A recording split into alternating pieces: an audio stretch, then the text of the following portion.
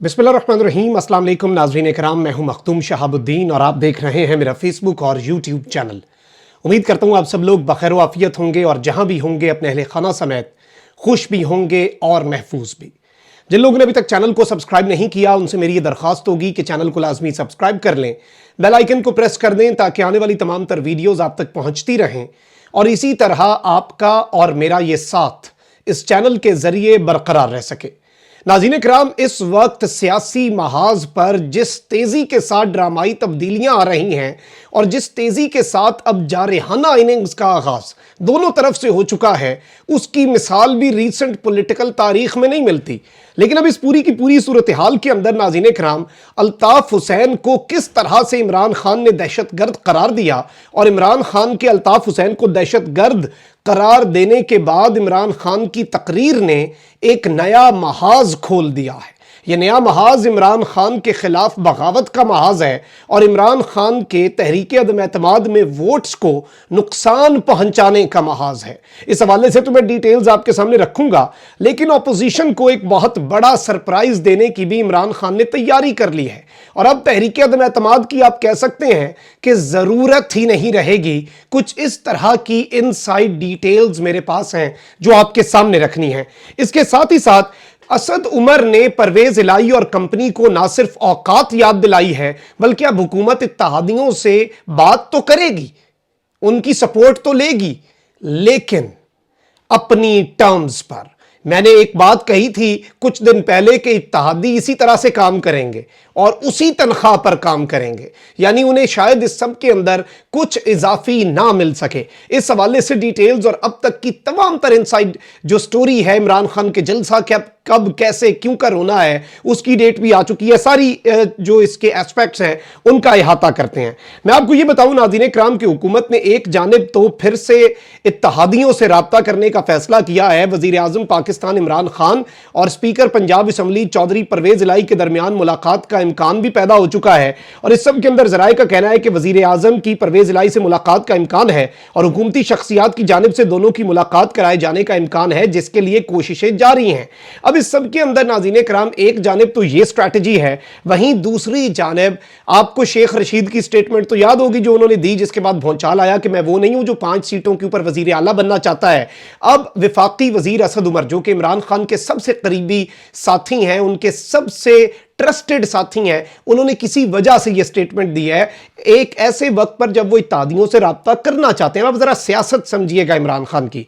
विफाकी वजीर बराए मनसूबाबंदी असद उमर ने इत्तेहादी जमात मुस्लिम लीग काफ को पंजाब के चंद इजला की पार्टी करार देते हुए कहा है कि इमरान खान पाकिस्तान की जरूरत है और ये जो ब्लैकमेल कर रहे हैं ये चंद इजला की पार्टी है, ये तो सूबे की पार्टी भी नहीं है। पाकिस्तान ओवरसीज कॉन्फ्रेंस से खिताब करते हुए असद उमर का कहना था कि 2018 के इलेक्शन में पीटीआई को पंजाब, खैबर पख्तूनख्वा और सिंध के शहरी इलाकों में सबसे ज्यादा वोट मिले। गिलगित बल्तिस्तान में भी सबसे ज्यादा वोट लेने वाली जमात तहरीक इंसाफ बनी।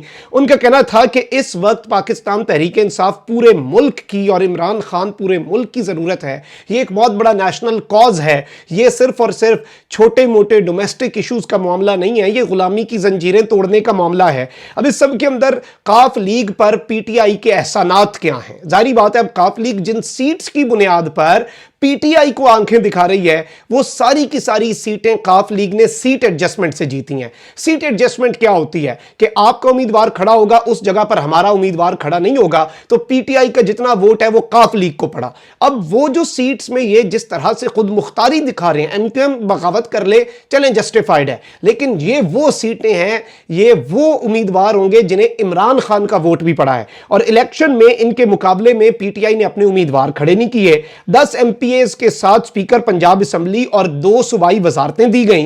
5 इजला के अंदर मुकम्मल इख्तियारात ब्यूरोक्रेसी इनके अंडर लगाई गई। 5 एमएनएस के साथ 2 विफाकी वजारतें, सबसे ज्यादा इन्हें तरक्याती फंड्स दिए गए, मर्जी की इनकी ब्यूरोक्रेसी लगाई गई, मर्जी का बलदियाती कानून लगाया गया और तहरीक इंसाफ से मुकम्मल तौर पर इन्होंने बलदियाती इलेक्शंस के अंदर भी इन 5 इजला के अंदर इन्होंने अपनी सीट एडजस्टमेंट करने की तमाम तरह धड़ की बाजी लगा रहे थे।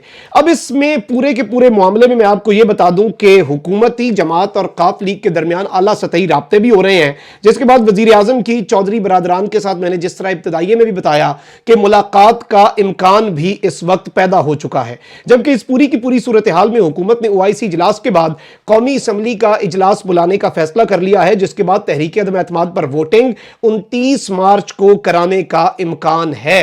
7 दिन के अंदर अंदर वोटिंग होती है, पहले 2-3 दिन डिबेट भी होती है। तफसीलात के मुताबिक हुकूमत ने OIC इजलास के बाद कौमी असम्बली का इजलास बुलाने का फैसला किया। OIC वज़राए खारजा का इजलास 22 और 23 मार्च को हो रहा है। वजीर आज़म इमरान खान के खिलाफ तहरीक अदम एतमाद पर वोटिंग 29 मार्च को कराने का इम्कान है। और इस सब के अंदर इमरान खान की ज़ेर सदारत PTI की कोर कमेटी का इजलास भी हुआ, जिसमें कोर कमेटी ने अदम एतमाद से मुतल्लिक फैसलों का इख्तियार वजीर आज़म और तमाम तर जितनी चीजें हैं कि डी चौक में जो मुल्की तारीख का सबसे बड़ा जलसा है उस पर मुकम्मल तैयारियों का इन्होंने फैसला किया। उस हवाले से भी मैं डिटेल्स आपके सामने रख दूं कि तारीख इस वक्त फाइनल हो चुकी है और 27 मार्च ये वो दिन है जब इमरान खान तारीख का सबसे बड़ा जलसा करने का दावा कर रहे हैं। और इस सब के अंदर यह भी बात फवाद चौधरी ने की जो कि बड़ी खतरनाक है PTI के MPs MNAs के लिए कि भाई जो MNA आएगा वोट करने के लिए वो इसी अवाम में से होकर लोटा होकर जाएगा नेशनल असम्बली और फिर इसी अवाम में से होकर वापस अपने घर जाएगा। और ये जाहिर बात है, ये क्लियर वार्निंग थी कि अवाम आपका जो हशर करेंगे और हो सकता है अवाम आपको जाने ही ना दें, जो कि जाहिर बात है लॉ एंड ऑर्डर के बड़ा खिलाफ चली जाएगी बात, ऐसा होना तो नहीं चाहिए। लेकिन इस पूरी की पूरी सूरत हाल में फवाद चौधरी ने अब एक और दावा भी किया है और मैं आपको बताता हूं कि क्रिप्टो करेंसी बिटकॉइंस की सूरत में रिश्वतें दी जा रही हैं, वोट खरीदे जा रहे हैं। हमारे अरकान को 15 से 20 करोड़ की पेशकश है, यह कहना है वफाकी वजीर इत्तलात व नशरियात फवाद चौधरी का। और इन्होंने बताया है कि कोर कमेटी इजलास के बाद मीडिया से ब्रीफिंग दी, इन्होंने मीडिया से गुफ्तगू की। उन्होंने कहा कि इजलास में तहरीक अदम एतमाद के हवाले से होने वाली पेशरफ्त पर बात हुई। कमेटी ने इमरान खान पर मुकम्मल एतमाद का इजहार किया। फवाद चौधरी ने कहा कि PTI समझती है कि ऐसे वक्त में क़यादत में सिर्फ इमरान खान ही हैं और सिर्फ वही ऐसे वक्त में क़यादत कर सकते हैं। एक बार फिर साबित हुआ कि कोई विफाकी जमात है तो वो सिर्फ PTI है। उनका कहना था कि नन्हे मुन्ने जुलूस लेकर आने वालों की कांपें टांग रही हैं। 27 मार्च को डी चौक पर मदर ऑफ जलसाज होने जा रहा है। PTI ने अपोजिशन की जानिब से लोगों को खरीदने और लोटा क्रेसी को मुस्तरद कर दिया है। वज़ीर इत्तलात ने कहा कि अरकान असम्बली को खरीदने की कोशिश करने की शदीद मजम्मत करते हैं। जिस जिसको ऑफर हुई उसने पार्टी को आगाही दी। अब तक हमारे 3 लोगों को ऑफर्स हुई हैं, एक को 15 करोड़, एक को 20 करोड़ की ऑफर हुई है। उनका कहना है कि एक तरफ इमरान खान पाकिस्तानियों की इज्जत, गैरत, सब्ज पासपोर्ट की इज्जत की जंग लड़ रहे हैं, तो दूसरी तरफ वो लोग हैं जो अपनी जायदादें बनाने के लिए जंग लड़ रहे हैं। और ये एक बड़ी फैसला कुन जंग होने जा रही है पाकिस्तान की तारीख की।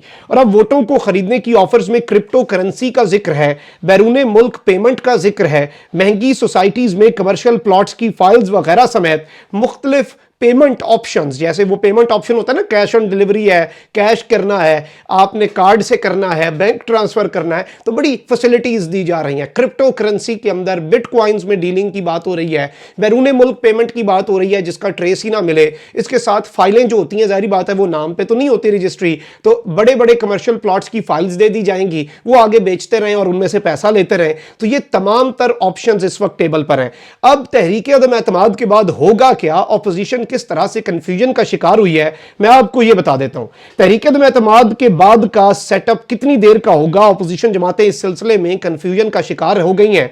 और यह बताया गया है कि इस वक्त कोई पेशरफ नहीं हुई और इस सारी की सारी सूरत हाल के अंदर नून लीगी रहनुमा ने नए इलेक्शन की बातें करनी भी शुरू कर दी हैं, जो कि चौधरी परवेज इलाही को हजम नहीं हो रही। वो तो कहने हमने तो 1.5 साल तो मजा लेने दे, हमें वजारत आला का बड़ा अरसा हो गया, वजीर आला बने, सीटें तो इस बात की इजाजत नहीं देती।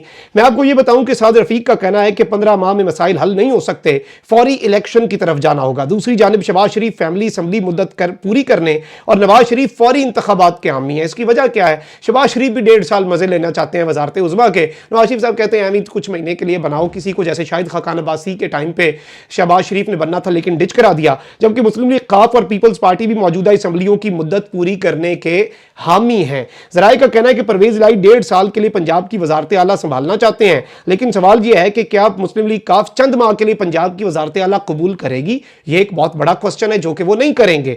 काफ लीग को वजारत आला की पेशकश पर नून लीगी MPs के तहफ़्फ़ुज़ात भी सामने आ चुके हैं, पार्टी के अंदर बगावत की बातें भी हो रही हैं। और एक तरफ मैंने आपको बताया था कि TLP के सरबराह जो हाफिज साद रिजवी हैं वो भी मैदान में आ चुके हैं। तो अब MQM के जो कायद कहा जाता है MQM का, जो कि दहशतगर्द है, अल्ताफ हुसैन, उसके हवाले से इमरान खान ने जो बातें की हैं उनके ऊपर ना सिर्फ अब MQM नाराज है कि वो ड्रोन मारने वाली, बल्कि अल्ताफ हुसैन को दहशतगर्द करार देने पर PTI MNA आमिर लियाकत ने वजीर आजम को खरी खरी सुनाई है अपनी तरफ से।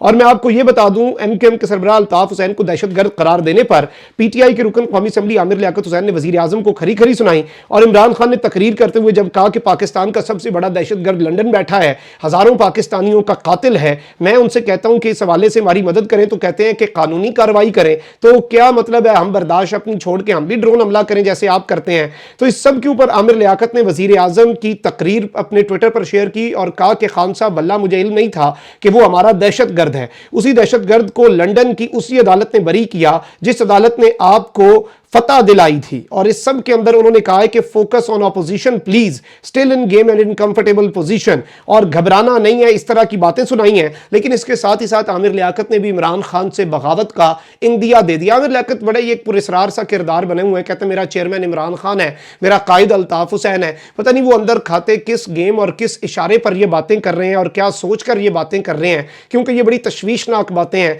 और पाकिस्तान के लिए जिस तरह के नारे अल्ताफ हुसैन लगाता है, उसके बाद अगर कोई शख्स उसके लिए नरम गोशा रखता है तो उसके ऊपर भी सवालिया निशान लग जाता है। लेकिन MQM के अंदर भी आपको यह बात मालूम होनी चाहिए, बोले ना बोले सिंपैथाइजर्स मौजूद हैं जो कि इस बयान के ऊपर गुस्सा भी हैं और सीख पा भी हैं। लेकिन इमरान खान ने एक फैसला किया, समझौता तो करना ही नहीं ना, इख्तदार छोड़ देना है, ब्लैकमेल नहीं होना, इन्हें इनकी मर्जी के काम मैं तो नहीं करूंगा, ये मेरे से करवाना चाहते हैं फिर ये करवा के देख लें। इमरान खान वजारत उज़्मा छोड़ देगा, फिर से अवाम में जाएगा, नया मैंडेट लेकर आ जाएगा, लेकिन अब इनकी किसी ब्लैकमेलिंग में नहीं आएगा। कॉमेंट सेक्शन में राय का इज़हार जरूर करें, चैनल को सब्सक्राइब कर लें, बेल आइकन को प्रेस कर दें। अपना बहुत ख्याल रखें। अल्लाह निगहबान पाकिस्तान।